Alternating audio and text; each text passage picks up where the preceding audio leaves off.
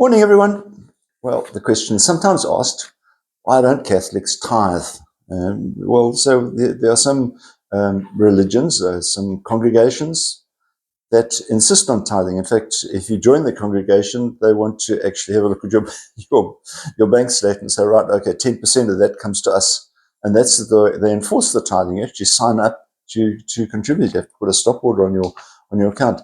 That's a challenging way of doing it, but I think sometimes that's a distortion of what the Bible is actually trying to say.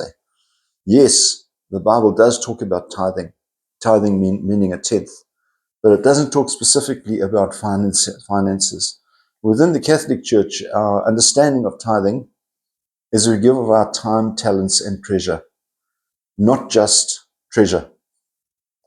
And the other parts are as important, but I think we need to be guard against the fact that we're not say, if we don't say you have to give 10% of your money, it doesn't mean to say you don't have to give anything, because it's important that we do give of our time and our talents and our treasure as a whole tithing exercise.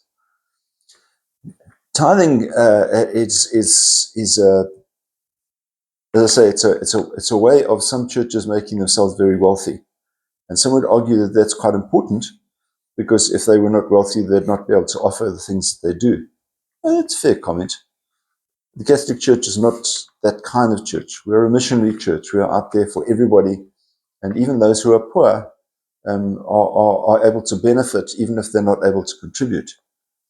What's interesting is to see how many people who are financially in financial difficulties are those that are most involved, or try to be most involved, because that's the only way that they can really contribute.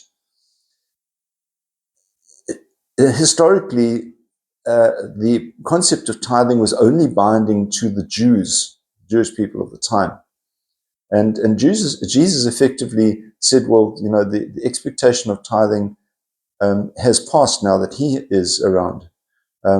In Matthew's Gospel, chapter 5, verse 17, it says that he has fulfilled the commandments. In other words, the whole instruction is no longer binding.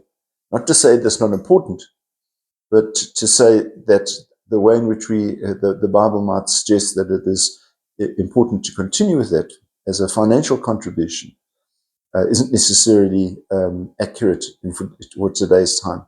But we do need to give. We do need to give of our time and of our talents. Have a wonderful day. Keep yourself safe. God bless. Bye-bye.